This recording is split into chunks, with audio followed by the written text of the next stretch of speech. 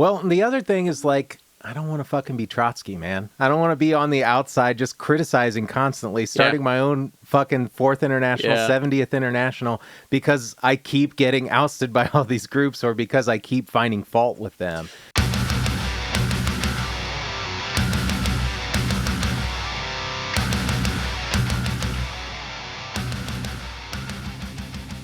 Hey. Hello. How are you? Welcome to Left Unread. My name is Aaron. I'm Will. We are two dudes engaged in a radical self-education. That's right. We're two embodiments of living labor, slowly and constantly being wrung out by crystallized labor. Lovely.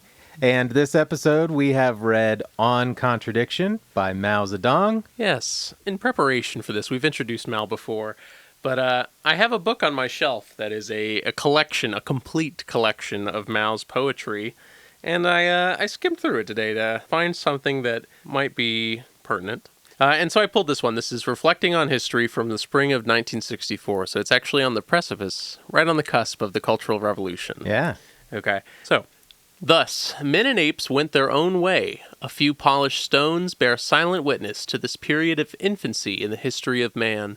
Then, objects in iron and bronze were fashioned in crude furnaces, and can anyone guess how many years that period lasted? Well, my friend, it was but a few thousand returns of winter and spring. In this world of ours, there is hardly a moment when one can truly laugh from his heart. History has been plagued by wars where men murder each other and inundate the fields with blood. When I finished reading this chronicle of humanity, snow began to fall. Now all that remains in my memory is a time-worn document filled with dots and faded lines. Yes, there were accounts of the saintly deeds of emperors, and how they deceived gullible peoples through the years. If you ask, how many true heroes has history ever known, I will say, Qi and Chuang left their marks on history with glorious revolts, and Chen Shang led heroic uprising with his golden axe. Alas, my hymn to the heroes of history is not yet finished. The sun is already rising in the east. Wow. Okay. Yeah. I mean, starting a poem with men and apes is a choice. Yeah. Well, it's interesting. I think it's a bit of Mao reflecting on just kind of the currents of history and where he's currently standing, you know? Yeah. At that point in time, I mean, they were victorious in creating the People's Republic of China, but there were still challenges ahead. As I think we'll discuss later, I mean, some of the antagonism disappeared, but the contradiction remained. Yeah, for sure. Well, yeah, it is. Okay, to comment on the poem, I guess. It is interesting to hear him at that point in his life commenting on kind of, like you said, his position in history.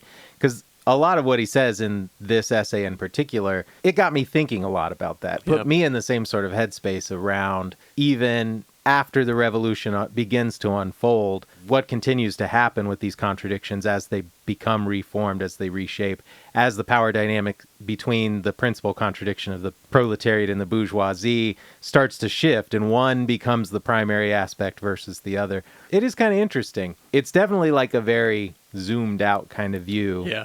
Very theory-driven, not so praxis-minded, so to speak. Well, yeah. There's just a further study of China post-revolution that I think needs to be done for my own case. Just because I think that, I mean, especially the Cultural Revolution, the framing that we've seen it in that I've been the most sympathetic to, at least, is that, you know, Mao was literally trying to shake up a stale party. You know, he was trying to resolve contradictions that had risen anew in this new process, and that required new methodology. And, I'm just thinking of all of the, you know, the dunce caps, you know, the big character posters, honestly. I mean, if there's one thing to be said about the Cultural Revolution, it's that it had some banging posters. Oh, fuck yeah. Yeah. That's where all of the imagery of, like, the overalled worker, you know, like, fist strongly raised in the sky, all of that comes from. So hell yeah. That's pretty sick. So, on contradiction. Yeah, this is the second essay in 5 essays on philosophy from the Foreign Languages Press. Yep, straight out of Beijing. If we weren't on a list before, we are certainly now. Yeah. Because these bitches came through customs. I was going to say, perhaps that's why it took a month to get here. Yes, perhaps. I mean, you know, come and take it, I guess, is my response. Yeah, for sure. There is, as Will mentioned on the last episode, though, a free PDF of this exact translation. So And it's a breezy 60-page Yeah. essay, so It's fast. there's no excuse not to read it. You should read it along with us if Yeah. you haven't read it already. Yeah, I will say I was a little teased because right when it ends, the next one is how to handle contradiction among the people. And I was like, maybe that additional context is also handy here. Because there's a lot of philosophical discussion in this essay, but I don't know. We'll have to get into how pertinent you found it. Yeah, that's kind of where my primary question really is around its relevance in this day and age and in this context. So we'll get into that, I'm sure. Any thoughts on how you want to start? I think that we could start by talking about contradiction as just a standalone Concept. thing, yeah. Because I think that there's some questions about like the universality of contradiction and the way that I don't know how else to say besides like sometimes it feels like a real bit of a stretch. Like I can see the argument for a universal nature of contradiction, but there's sometimes in here where I'm like, let me get an example. Do you have something that you could solidify this with? Yeah. Especially when it comes to things like, there's one point where he says like all mechanical movement comes down to internal contradiction. And I'm just like, that's such a vague statement. I'm not sure I can so readily accept it, you know?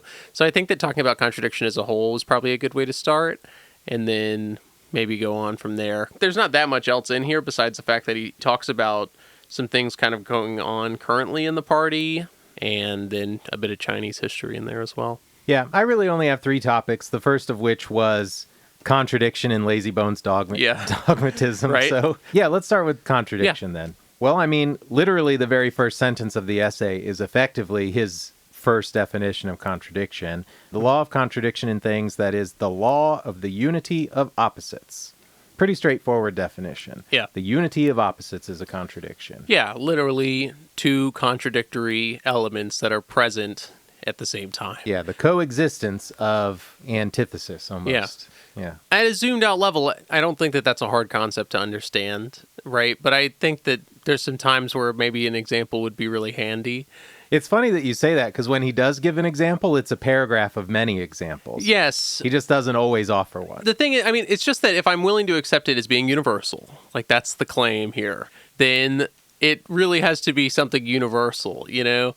And I don't know. I mean, there's just times where I'm like, what does he mean by there's something contradictory in it? Like, how is mechanical movement a result of internal contradiction? I mean, I suppose I could half-heartedly offer something there about like gravity, about the push Sure. and pull. Well, yeah, I but mean... at that point, you're getting so broad that it's meaningless.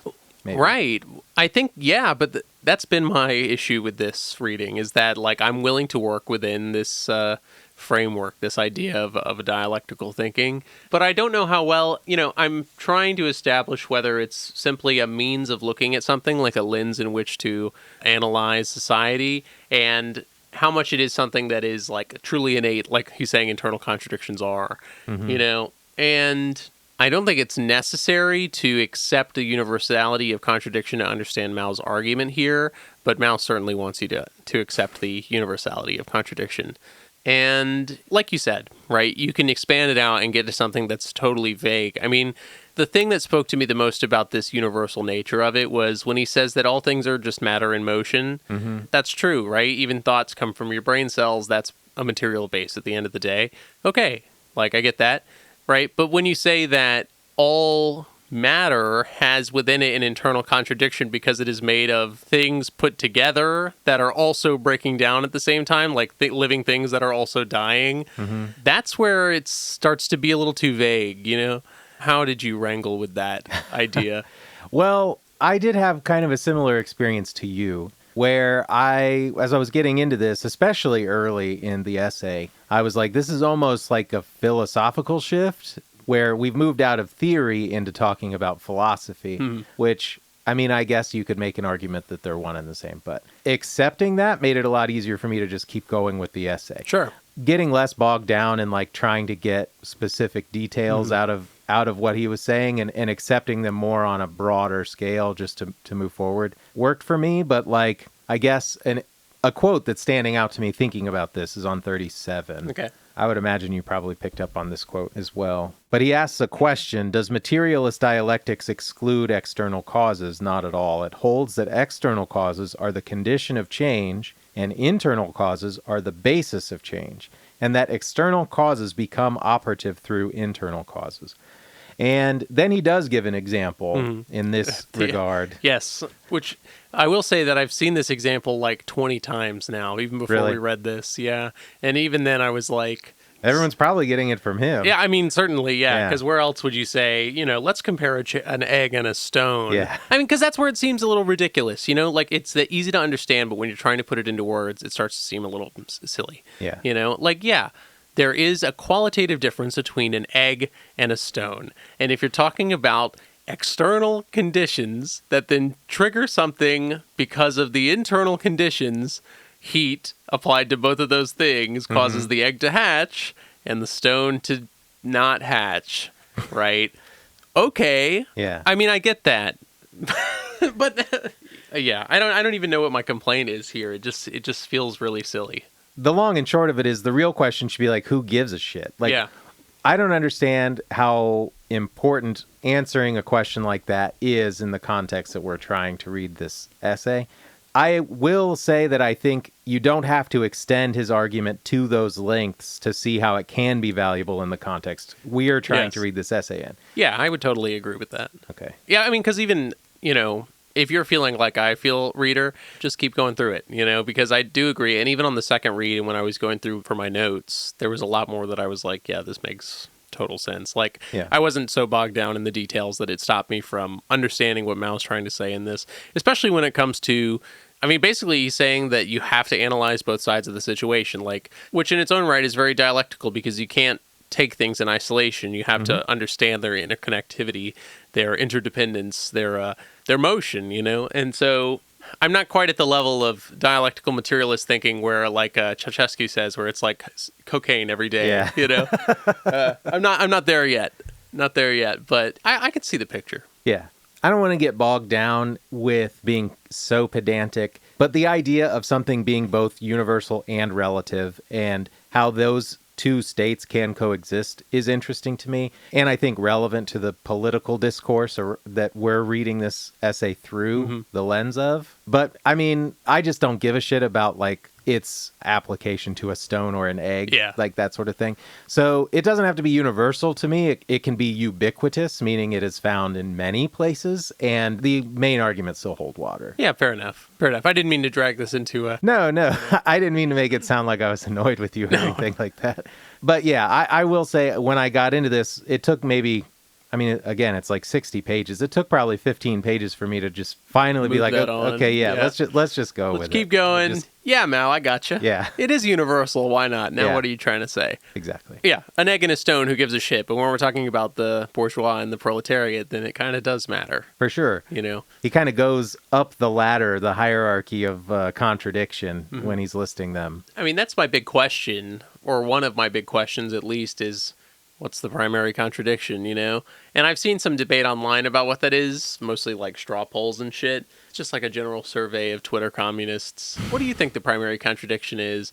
And I haven't gotten a firm answer there, because in my mind, it's still the bourgeois and the proletariat, right? It's still the contradiction between social production and individual ownership. It's just more stratified in our insane imperial society. What other answers do you see? That just seems so self-evident to me. Well, I've seen between the global north and the global south as being posed as one. I think that's secondary. I think that's a secondary contradiction. I think that's a manifestation of the primary contradiction. I don't think I disagree with you. Yeah, things about commodity production as well. Just not a lot. That's the thing, is that it's hard to get another answer in that regard because the main answer is pretty straightforward in my mind. Yeah, that's one of my primary conclusions from reading this essay is like... that's the one? Why else do we need to keep... Like, I understand philosophically why the need to study contradiction is valuable, why there is a need to study contradiction. But to answer that specific question feels like it was answered 100 years ago. Like, why do we need to keep discussing it? Well, I think that it's important because you have to think of not just the past, but the future, right? I mean, that's what Mao's saying, is that we have to look at how new contradictions are arising to see if they do take importance. Because if there is a change in the societal structure to the point where the principal contradiction is actually something else, like too linear of a thought process, but it's not that we have to focus on commodity production or individual ownership versus whatever. When here's an example of a principal contradiction, right? Something that could easily overtake our current contradictoriness of society, right? And it's the contradiction between our ability to live and the quickly changing environment. Yeah. You know, like this is an insanity parallel, but like how the CCP allied with the Kuomintang, even after they had been in struggle, after Chiang Kai-shek had tried to destroy them, you know, there was an external force, the Japanese imperialist threat, that forced those formerly contradictory things to cooperate, you know, in a sense, to overcome that new primary contradiction. I'm not saying it has to be an external threat, but the climate is one that does pose an external threat at such a level that it could upturn our current contradictory struggle. Yeah, I get that. And I didn't mean to sound like a lazy bones dogmatist or whatever. But my primary takeaway from this was thinking about the context of contradiction as a toolkit to analyze your current surroundings, the material world in which you exist at a given moment. And the actual pieces of a contradiction could perhaps be interchangeable. Though I think you're going to be pretty hard pressed to convince me that there's something other than the primary contradiction of the antagonism between the proletariat and the bourgeoisie being the primary source of all other secondary contradictions. What's especially interesting about this essay, though, is Mao's argument about how those external causes, those external factors change the secondary contradictions in a way that you still need to have this framework available to you to know how to respond appropriately, which is why things look so much different in the USSR versus the first attempt at a Chinese revolution, and then their overthrow, as he talks about, Right. and then they're trying again. And it's like, that's the fundamental thing that needs to be taken from this essay is like the ability to use the framework of contradiction to analyze your own environment to know what is the appropriate response. Sure. Because I was thinking the whole time reading this, as is pretty much the case in everything that we're reading, I'm thinking, what is the applicability of this attitude in 2025 United States as an example? Because it's such a different context. Yeah. Well, I think that you can see it in the lens of contradiction fairly easily. I mean, like the lib-left coalition, right? There's a contradiction in there, the fact that, I mean, liberalism is a contradiction in its own right. You know, these Enlightenment ideals, which are contradictory to the goals of capitalism. Liberalism seeks to preserve both. That's impossible because they are literally antagonistic to each other. Yeah. Right? What I'm trying to say is that I think we're seeing the result of that kind of contradiction being amplified to the point of antagonism, of open antagonism, as Mao says. You know, so like that's the kind of framework in which I think on contradiction is applicable to today's society. You know, what actually comes from that analysis, though, I'm not sure. Does me understanding that contradiction mean I need to rail against liberalism? What's the outcome of that analysis, though, is my question. You know, if we understand that contradiction, then so what? You know, what is to be done about that? No pun intended, sorry. I know I've done that like 6 times now. No, I was thinking about that a lot. Like, how do you know you've come to the correct conclusion when you're analyzing contradictions? That's another thing, is that Mao talks about correctness. You know, what does that mean? Like, when he's saying we have to struggle for the correct line, what does he interpret as being correct? That feels to me like something that can only ever be tested in retrospect. Yeah. Now, you can be a well-principled person that thinks through the theory and have your discussions with, you know, all of the high-level members of the party or whatever and come to the same conclusion and believe it to be appropriate for that reason. But you only know that it's correct in hindsight. Yeah, after the fact. I'm so glad you said so, because this isn't the first time we've discussed the history of the Chinese Communist Party. Yeah. You know, when we read Trotsky the first time, he was very harsh on Stalin's policy of United Front. But, you know, to look back on that from 1937 here in On Contradiction, Mao considers it to be nothing more than really a stumbling point. You know, like this was a failure of the revolution, which we then learned from and built on. You know, and there is a bit of that hindsight in there that I think, I mean, it works because they won. You know, it works because they're successful. But, right, like, you know, if you were to apply that same kind of logic to every other thing, it's just like, oh, in Peru or whatever, they weren't correct enough in their line. Is that the issue? Or was it other things? Was it external factors? Was it other contradictions? Like, you know what I mean? Like, yeah, that's the other thing that makes it so complicated, because you can look historically at other socialist projects to determine what is quote-unquote the correct line, but those external contradictions, those external factors are always going to be different, so how can you ever say with certainty that it's the correct line? right. I mean, that's when it gets into what Mao's talking about studying so many individual cases that you can then pull a generalization out of it. Yeah. And then that generalization can be boiled back down into individual points. But I think he's talking about a full process, and I don't know if I can see the whole process itself. Yeah. I think that the analysis part of it is pretty straightforward. I mean, I think that it's easy to understand things by looking at the interconnectedness of opposing forces. I mean, that's how we view the world in so many ways already. This kind of push and pull. I mean, that's like the whole image of the Cold War, right? Like, we did all these things, the Soviets did all these things back, and then it was just this continuous spiraling up, Not that I think that that's a necessarily correct narrative, but I think that kind of push-pull, I mean, it's like, what's the fucking word? It's not a false binary, because that implies that there's more than two things, but everything is so dualist, I don't know. Is that reductive, though, to look at things in just two aspects, like two opposing forces? Is that not a false binary sometimes? Does it even matter? If there's like 60,000 contradictions, all of which are built of two parts, and that makes up this huge contradictory web. This is where it gets too zoomed out again. It's like, what's the fucking point of this? Yeah, so just keeping contradiction in mind, but I'm keeping it tamped down, I think. Yeah, I will say, to try to bring it down to earth a little bit, the thing that I thought was most interesting in this essay as a whole was the idea that not every contradiction has to manifest itself in outright antagonism. Yeah. And I thought that was a really interesting idea. Totally. And something maybe we could talk about. Yeah, well, I think it's really important because when we think of opposites, we think of opposition.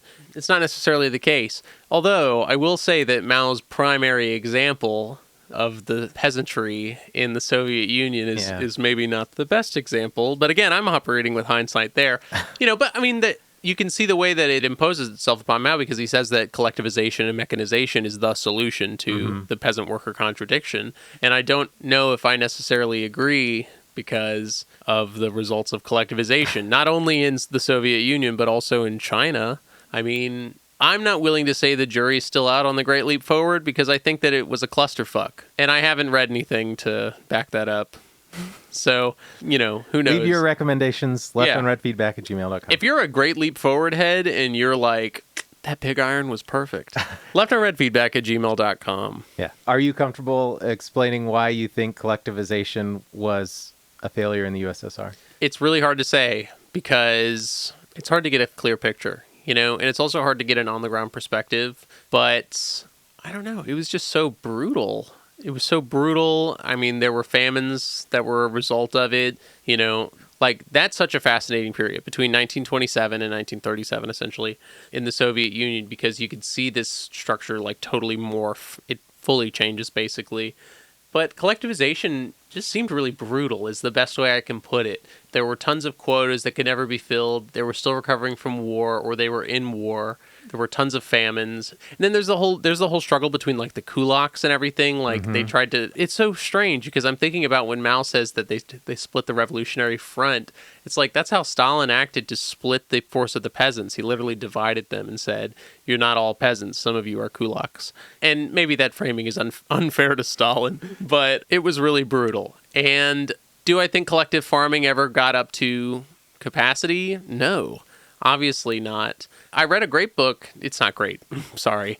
I read a book about some Daytoners, some Daytonians that actually went to the USSR during Perestroika to try to show them, like, farming techniques and things. Oh, really? Mm-hmm. It's at the library. They've got it in the local published section. It was very cool. I saw it and I was like, whoa, check this out. That's dope. But they just talk a lot about the corruption of things and just the way that society operates. And it seemed really rough even in the 80s. And that was 60 years of trying. Well, I don't know. Okay. Yeah. The Soviet Union is it's chimerical.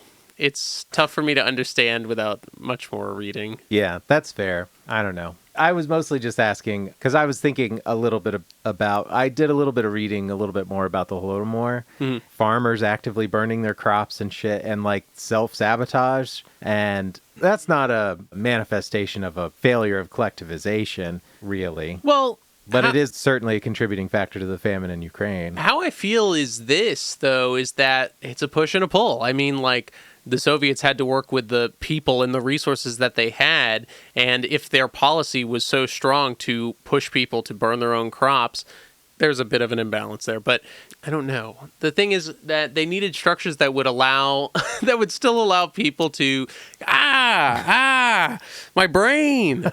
No, it seems really rough, is all I can really say. It seems really rough. And I'm Soviet sympathetic, okay? This is known.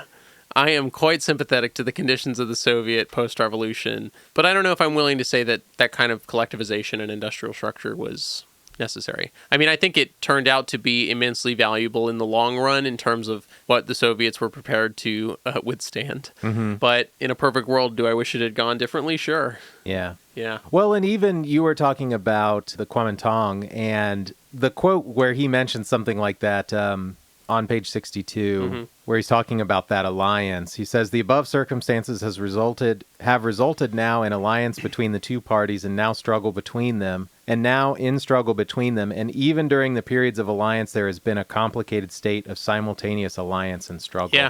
That kind of uneasy truce, I wrote in the margins, like, it's giving Molotov-Ribbentrop, but it's like the circumstances dictate your action. Yeah.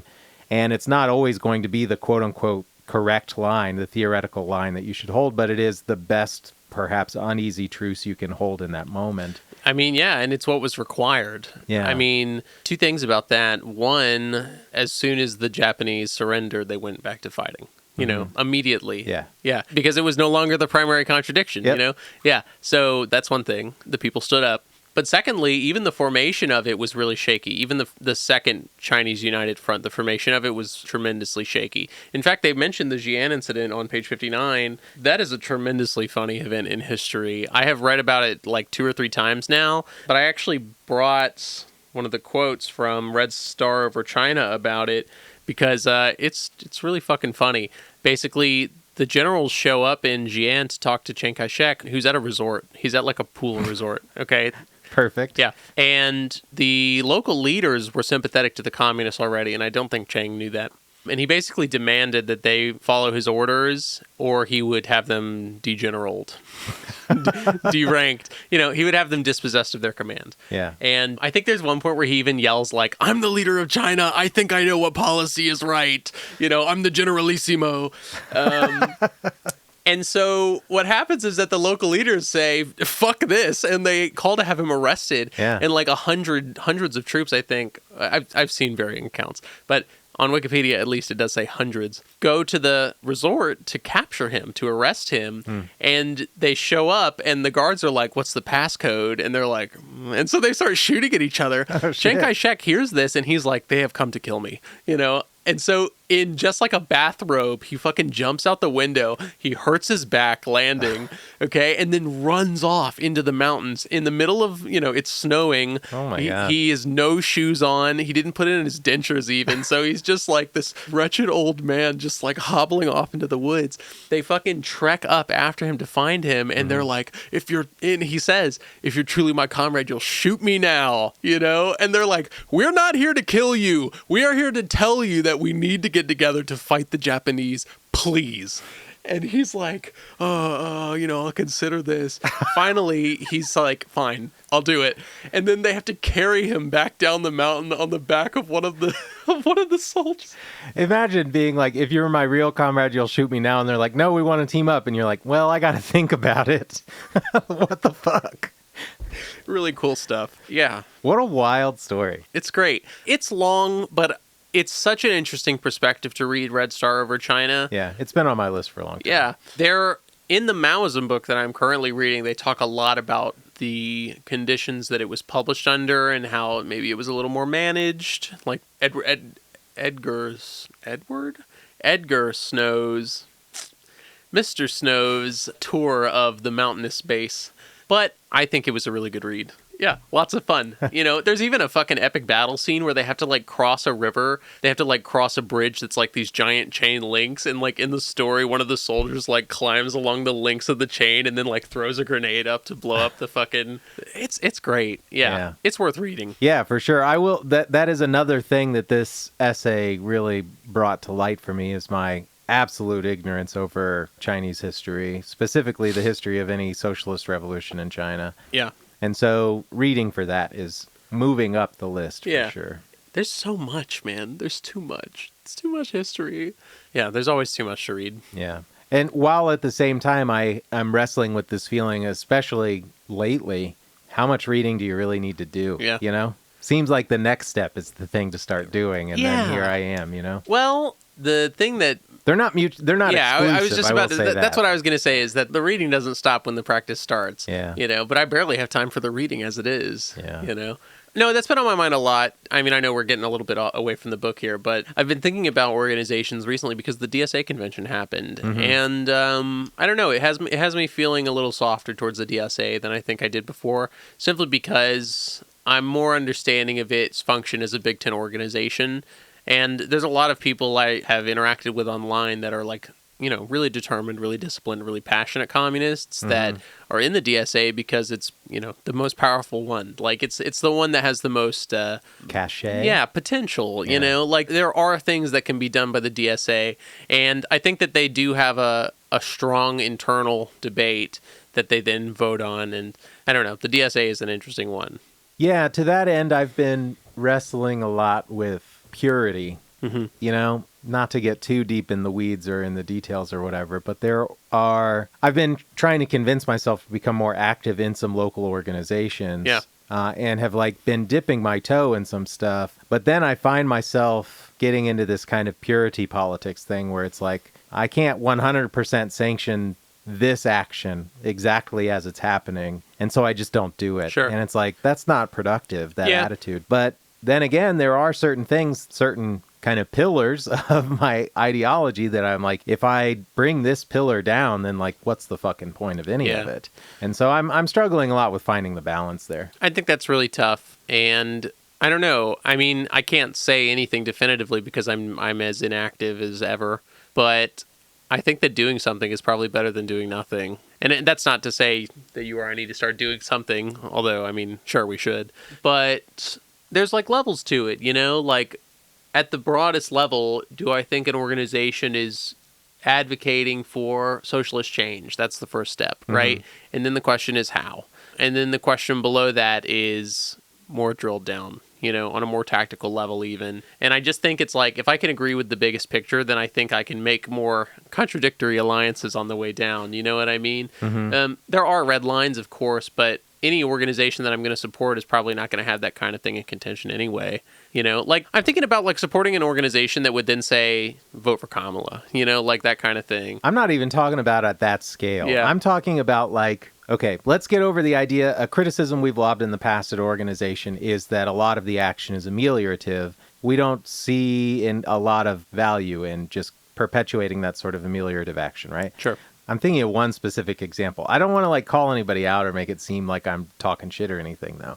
I'm definitely not. I have great respect and support for this organization, but there's still a part of me that is struggling with taking the step into being an active part. And I'm going to catch so much shit for saying it too, so I don't know that I want to. Okay, so like there's an organization in our area that I like and that I've been on the outskirts of. Like I'm in communication with, but I've not committed to doing anything with.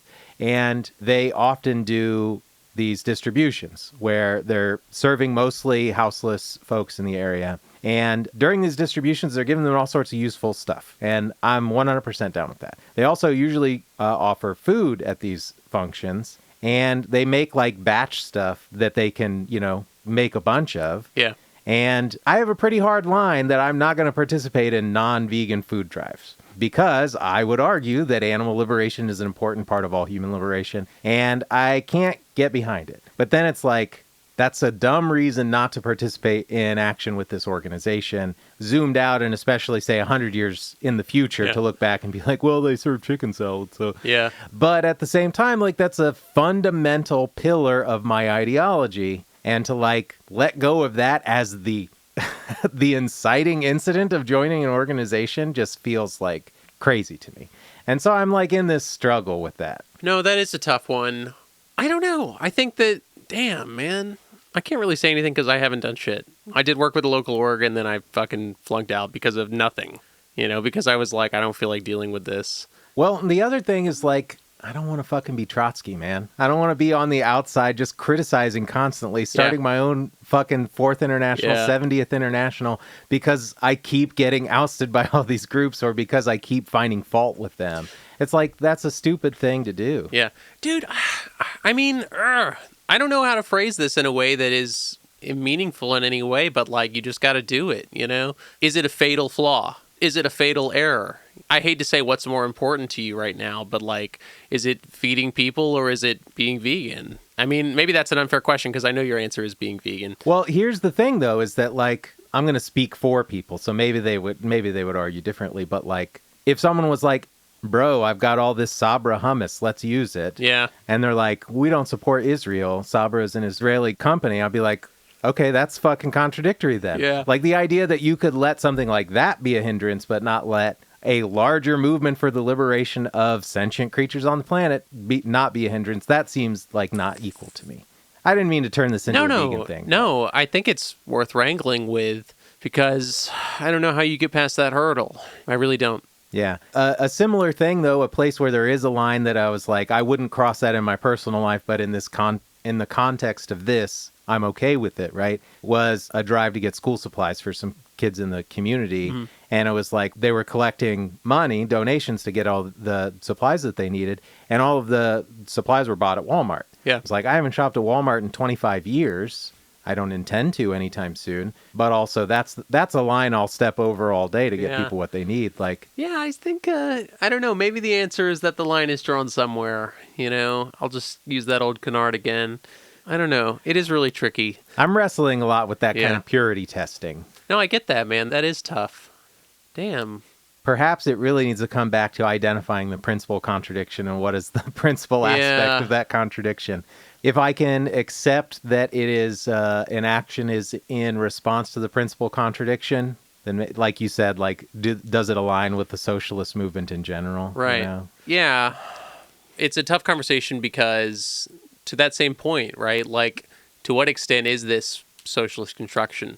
You know, like, to what point is that kind of donation drive something that's not ameliorative? Mm-hmm. You know what I mean? But then again, on the flip side of that, it's like, what organization is doing anything to build socialism right now? You know, besides building their own organization? Because I don't even know what that looks like in the U.S. Yeah. This is just a greater symptom of the problem with the U.S. right now. The problem with organizations in the U.S. trying to exist within this structure.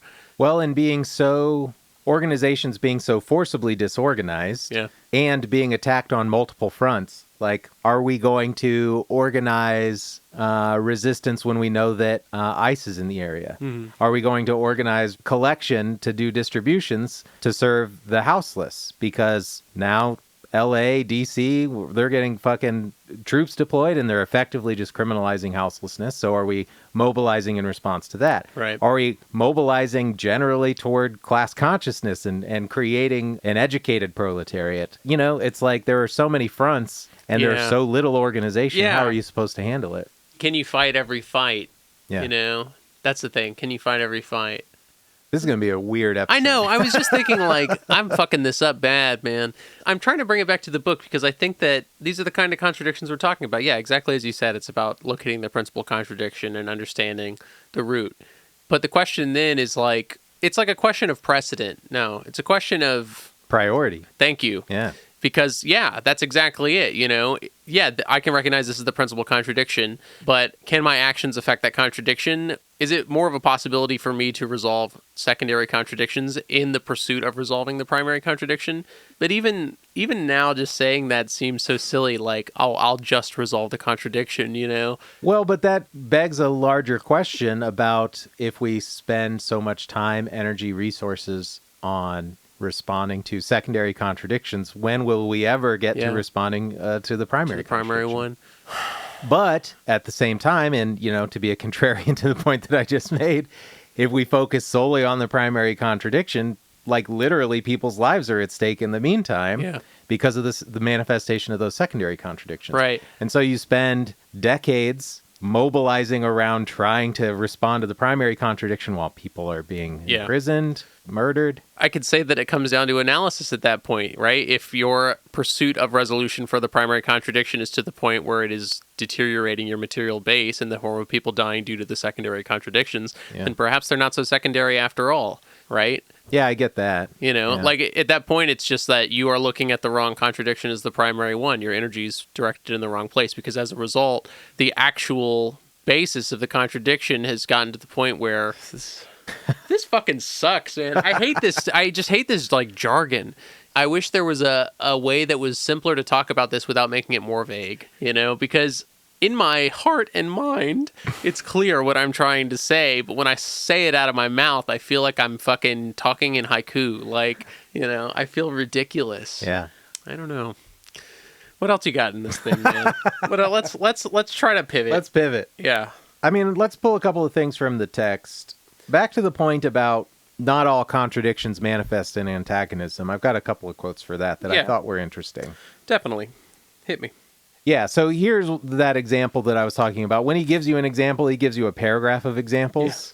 Yeah. It is a complex list with correct use of semicolons, where he says, qualitatively different contradictions can only be resolved by qualitatively different methods. For instance, the contradiction between the proletariat and the bourgeoisie is resolved by the method of socialist revolution. The contradiction between the great masses of the people and the feudal system is resolved by the method of democratic revolution. Contradiction between the colonies and imperialism is resolved by the method of national revolutionary war. Contradiction between the working class and the peasant class in socialist society is resolved by the method of collectivization and mechanization in agriculture. Mm-hmm. Contradiction within the Communist Party is resolved by the method of criticism and self-criticism. The contradiction between society and nature is resolved by the method of developing the productive forces. So this idea, I mean, I guess all of those are antagonistic, all of those examples, but the idea that the different contradictions will manifest and resolve themselves differently, and not all of them necessarily have to end in antagonism, is an interesting one, and one that definitely got my mind going. Yeah, especially in the last point when he says the contradiction between society and nature, right? We're looking to shift that into a non-antagonistic contradiction. There might still be something in the fact that we are living from and extracting from society that is contradictory, but it's not to the point where the contradiction has been so developed that there is an ignition, so to speak. Pardon. Yeah. I mean, it's just making me think of all of our conversations about nature, how we're returning to nature, not the domination, but the pacification. Yeah. That's exactly what we're talking about when we're talking about resolving this into something that's not antagonistic. Yeah, living in harmony with nature as all animals should. Yeah, right. There is a root of the antagonism in all of these contradictions, and there is a method to resolving those contradictions to then be non-antagonistic. I mean, I said it earlier, but like as Lenin says, you know, after revolution, this society still will have contradiction, but it will not have antagonism in the same way. Yeah. Yeah, just where he says, antagonism and contradiction are not at all one and the same. Under socialism, the first disappears and the second will remain. Yeah, it does kind of, it does have a little cadence there, like a rhyme. No, I was thinking of this quote on 82. He's talking about the dictatorship of the proletariat. And he says, to establish and build the Communist Party is in fact to prepare the conditions for the elimination of the Communist Party and all political parties. To build a revolutionary army under the leadership of the Communist Party and carry on revolutionary war is in fact to prepare the conditions for the permanent elimination of war. These opposites are at the same time complementary. The idea that, like, we're preparing with the demise of what we're preparing in mind, this idea that it's baked in, it's inherent that it has to go away. Yeah, you know what it reminded me of is nature again, you know? That's what we're separating ourselves from nature, and then, you know, we're developing this on an individual level or whatever, outside of nature level, to then return to nature. Like, the end goal of this separation is to return, you know? Like, we've separated the 2 points to then bring them back together at the end. I would like to believe that there is an argument to be made that the domination of nature was necessary for the development to get to a certain point where we could then return to a harmonious existence in nature, where it's not so extractive that we're literally burning the planet that we're trying to live on. Yeah, something about when he says the development of productive forces, at first I had a bit of a gut feeling about that. I had a gut reaction because I was like, is that really how we resolve this conflict, just to continuously develop our productive forces?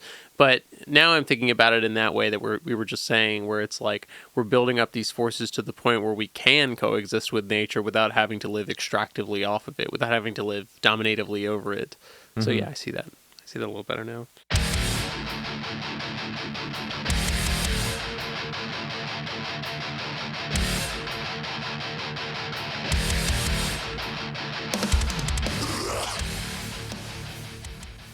Let's talk about principal contradictions for a second. You want to do that one? Yeah. I think that's the big takeaways for this were, like I said, about the idea that not all contradictions have to be antagonistic, and the idea that there is a principal contradiction and a principal aspect of every contradiction. Mm-hmm. And that was an interesting development to me, because the idea of a contradiction existing where there is a unity of opposites, and the proletariat and bourgeoisie being an easy example. But the idea that there has to be within that contradiction a principal aspect, meaning a dominating aspect, one that is larger or more powerful than the other, and that can and must be eventually in flux as those contradictions change.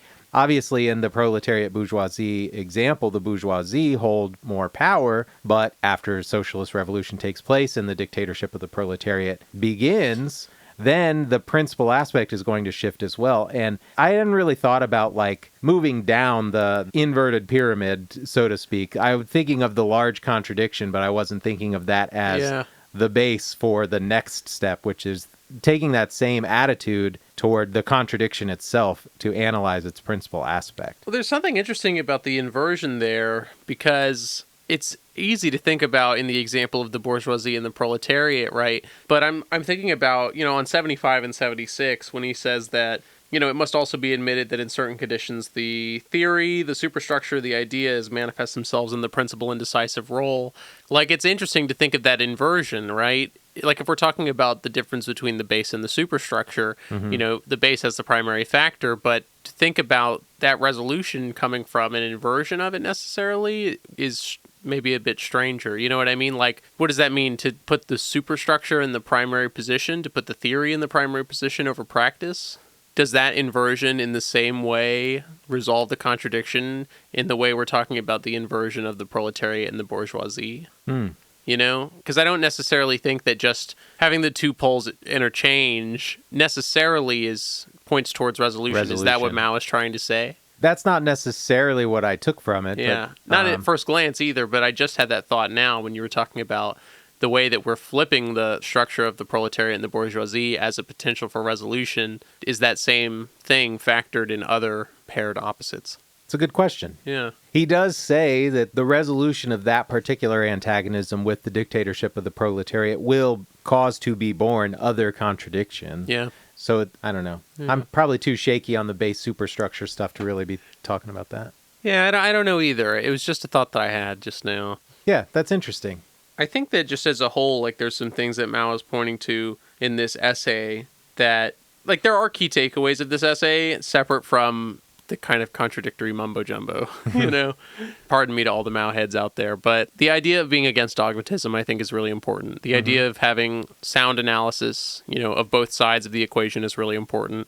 And I think that's where the idea of contradiction really shines, is that, if you're going to be thinking about something, you need to think about it in a dialectical materialist fashion, because we're talking about, one, the material circumstances, and two, the interconnectivity of these objects. I know we've just spent an hour or so really trying to wrap our heads around this, but I think that, like, as a key takeaway, to not be lazy is the main thing. To really look at all sides of the equation. And I think that that's present in not just Mao, but also in Marx, Lenin, and Stalin, as Mao says. That's one thing I do appreciate, is that he pretty frequently quotes Lenin and Mao. I mean, Lenin and Stalin and Marx as well. Yeah, Lenin in this quite a lot. Yeah. I just loved looking at all the Lenin titles, like the titles of the Lenin essays, because there were some where I was like, I've never heard of this before, but, like, on the question of dialectics, my favorite one... Conspectus of Hegel's The Science of Logic. The Conspectus, what? Once again on the trade unions, the current situation, and the mistakes of Trotsky and Bukharin. Lenin's fed up in the title, once again. Yeah, once again, as per my previous email. Exactly. Yeah. So, This was a tough one for me. Yeah, I didn't love it as much as I thought I would, to be honest. Yeah. You know what? Just to tie it back in, I think that it goes with actually what Mao is saying about lazy bone dogmatism. This idea that you can't just take a general formula and apply it. You have to really put it into practice in multiple things. And I think that that's really apt in a lot of ways. I mean, like when they talk about the dialectics of math in here, that gave me a good chuckle, just because it's very funny to be like, oh yeah, there's opposites everywhere. Think about positive and negative numbers. And it's like, yeah, that's true. It just seems a little silly. But there was something that was relevant to me when it came to mathematics, because not in the contradictory nature of it, but when Mao talks about you're having to take this kind of general principle that you've abstracted from all these individual cases and then try to apply it into different situations. When you're learning math, you might learn something right off the bat to understand how to do it, but you don't actually understand what's happening with it until you've done it in multiple different situations. That's true. And so I think that it's a full process, right? We're taking these individual cases, these individual theories, we're trying to build a general platform from it, and then we're taking that general platform and we're looking back at individual cases and seeing how it applies, how it's different, how those contradictions are resolved in different ways by different methods. And I just think that right now, what I'm feeling is that very general aspect. Like, I can very generally understand what Mao's trying to say with contradiction, but it's going to be a lot easier to reckon with once I've actually taken that process and put it into practice. You know, and I don't necessarily mean like boots on the ground practice or whatever like that, but just taking this kind of framework in mind as we're looking at different things will probably make it a lot more clear than just these 60 pages. That's really been my main takeaway here, because I am willing to accept the universality of contradiction, you know, but I think it'll be more interesting to see how that application appears to us as we are moving forward. And I think that that's been a big part of why it's been hard to talk about it right this second, but I think it'll be interesting moving forward. As we come to these different issues, we'll be able to realize contradictions in it, whereas before we would only see maybe differences. I think that's a very apt conclusion. Well done. Thank you. It took everything I had. Beautifully put. In that case, we might as well just jump right into the cavalcade, shall we? I will say, when Mao says that climatic changes take thousands of years and we don't have to worry about them, broke my heart. Yeah. As always. Another one of those examples where hindsight changes your perspective a little. Yeah, exactly. I really only have 3 for the cavalcade. Okay. The first one I have is on page 75. And to your point, the point that you just made, Mao tells us that with assiduous study, ignorance can be transformed into knowledge, scanty knowledge into substantial knowledge, and blindness in the application of Marxism into mastery of its application. Oh, yeah. Well said, Mao. Yeah, I love just to continue with the Marx here, I love on 45 when he says that, you know, in Capital, Marx first analyzes the simplest, most ordinary and fundamental, most common and everyday relations of bourgeois, parentheses, commodity, society. A relation encountered billions of times vis-a-vis the exchange of commodities. In this very simple phenomenon, in the cell of bourgeois society, analysis reveals all the contradictions or the germs of the contradiction of modern society. And I just like that one because we've been reading Capital, you know, and to see Marx really start from this very simple, very fundamental, experienced billions of times, bourgeois exchange of commodities, and then be able to spin that out and show how that initial contradiction contains with it all of the contradictions of society, I think has actually been really nice. I mean, it's been really refreshing, you know? Nice. And so that gave me some good feelings right there. Yeah. Side note, I can't answer to the validity of this claim, but I saw that Raul Castro said that Fidel had never read Capital. Well, you know, no, I shouldn't say that. That's how we're better than Castro. No. I was going to say, did you see the New York Times article of Jeffrey Epstein's lair? Castro He has photo. a picture with Fidel. Yeah. He has a picture with Fidel. And the dollar signed by Bill Gates like you won the bet or something like that. No comment on Fidel there. Gosh, what else? Got to call out a trot shot.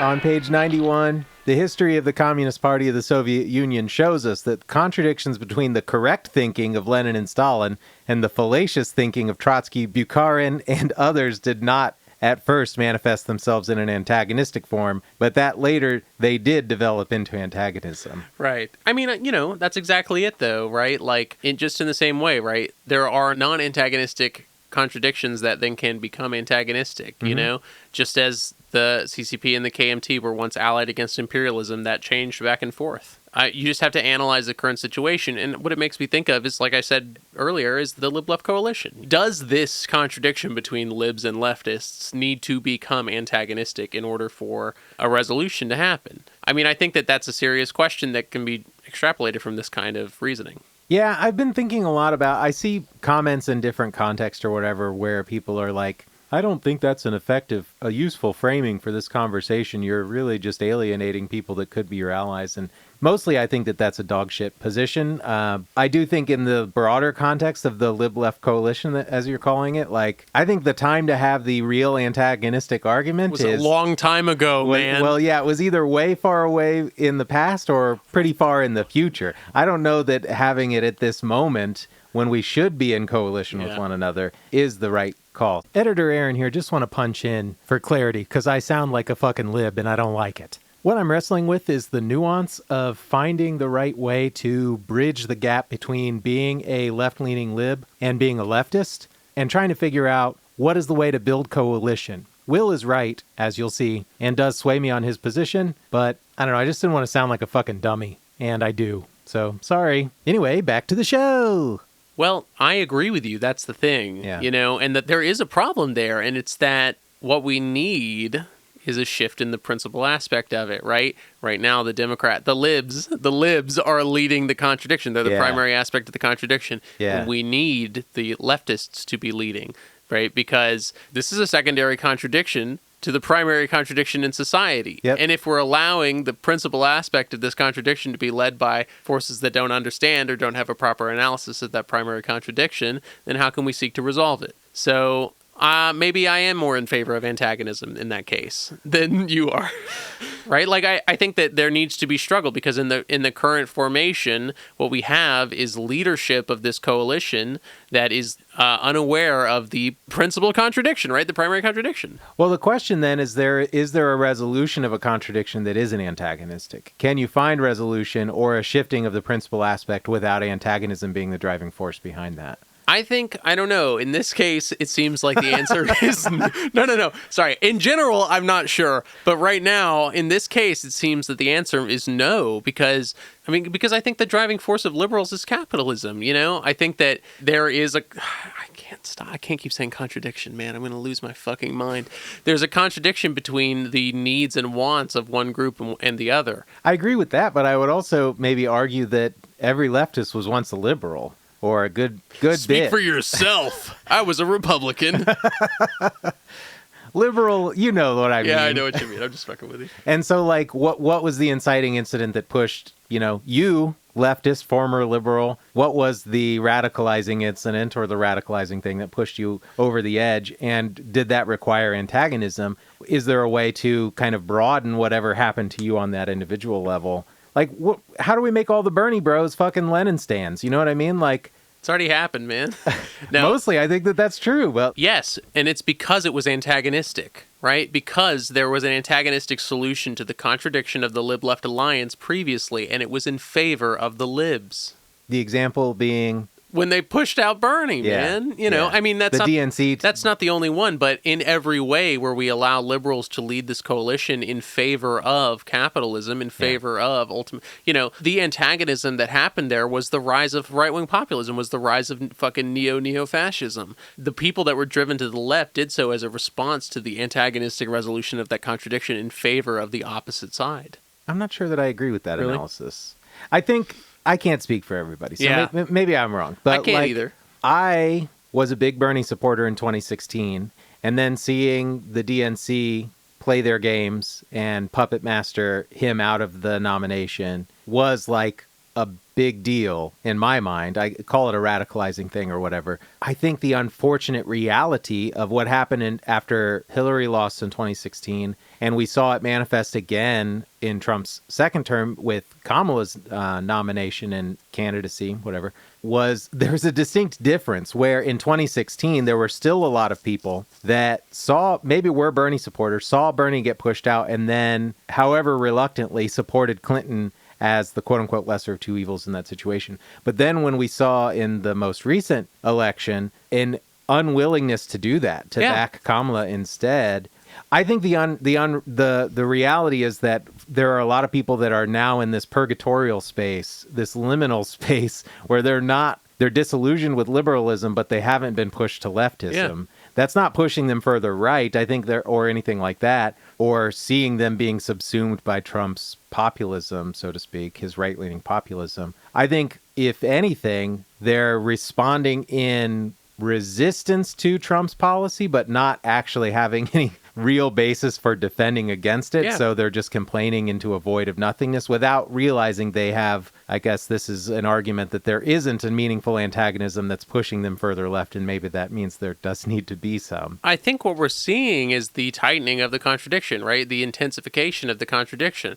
More and more people are being driven to the point where they can't see any kind of actual outlet in the Liberal Party, that they're in that purgatorial state. That's what I'm saying is driving them left. What I was saying about the antagonistic resolution is that the libs won. They had an antagonistic position, and we saw...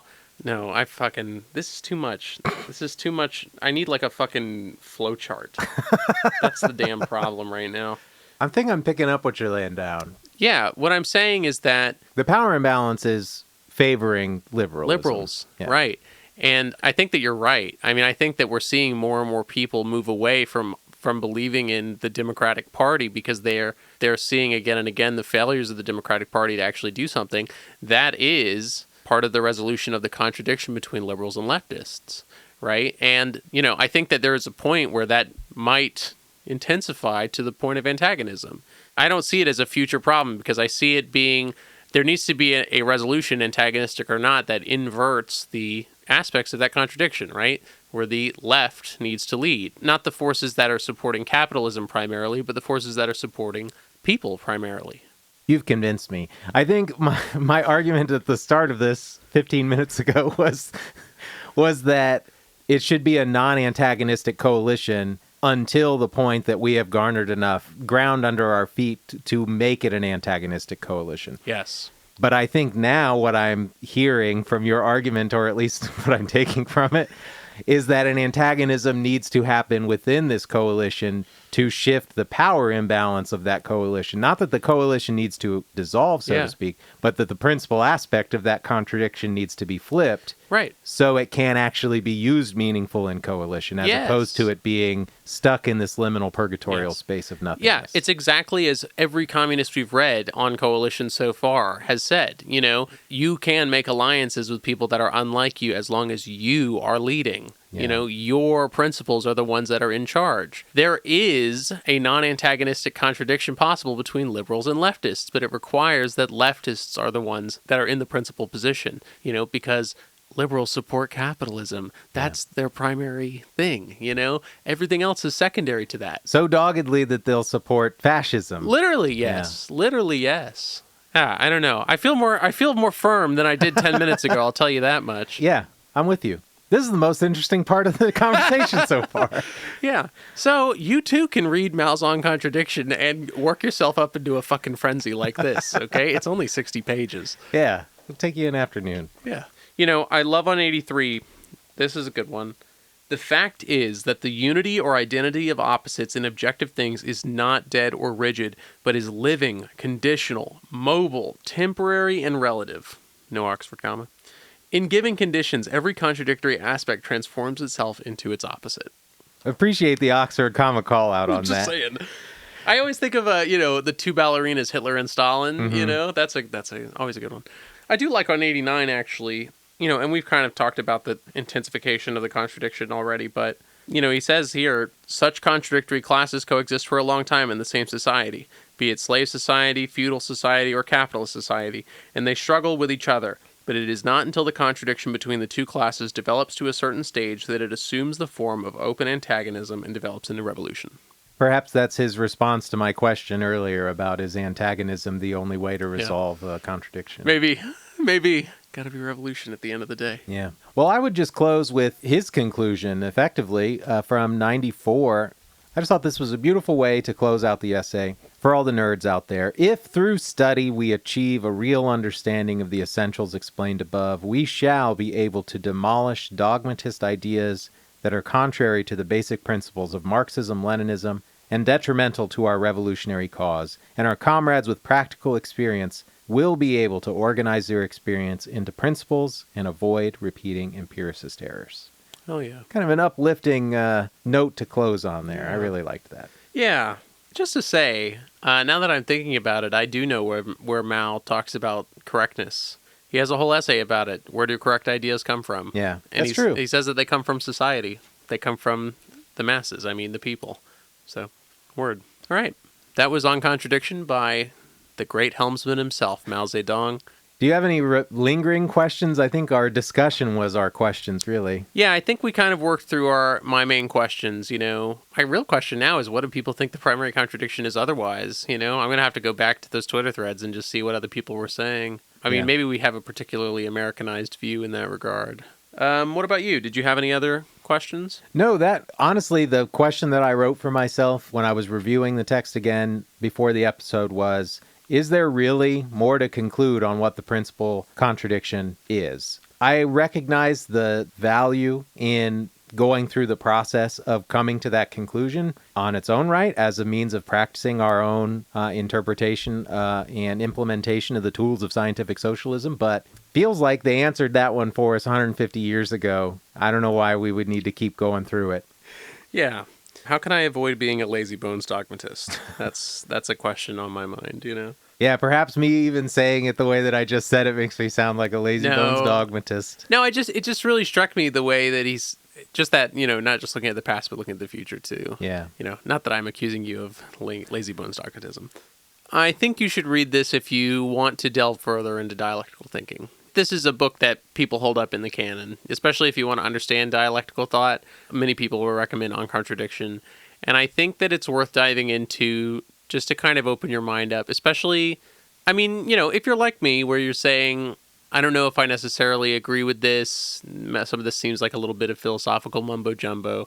I think it's worth stepping into it and really just seeing what Mao has to say and working through it. In that regard, I would say it was worthwhile. I don't regret reading this. I feel exactly the same way.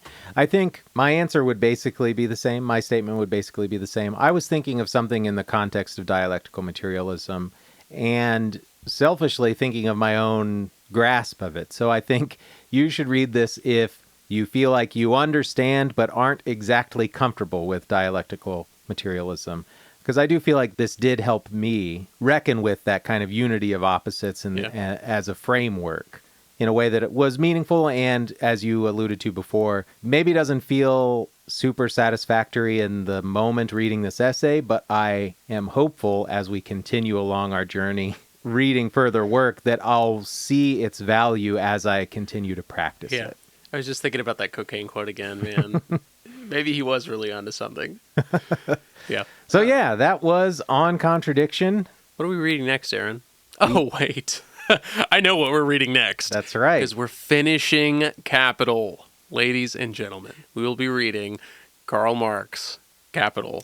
That's right. It's officially chapters 23 to 25? 23 to 25, yes. We ended on 22 last time, so we're going to finish it up. We'll probably read the afterword, immediately. Marx's at least. Marx's afterword, yeah. But, I'm ready to wrap it up. I'm ready to see where it lands. I'm pretty sure all that's left is, primitive accumulation. Which should be cool. Yeah, I think so, right? I had this whole thought process in my mind when I was in the car on the way here about, everybody makes everything for everyone. Why doesn't everyone get everything themselves? Well, it's because some people own most things, but why? And it's only because they have, throughout history, owned most things. Yeah. That process began somewhere in, assumedly, primitive accumulation.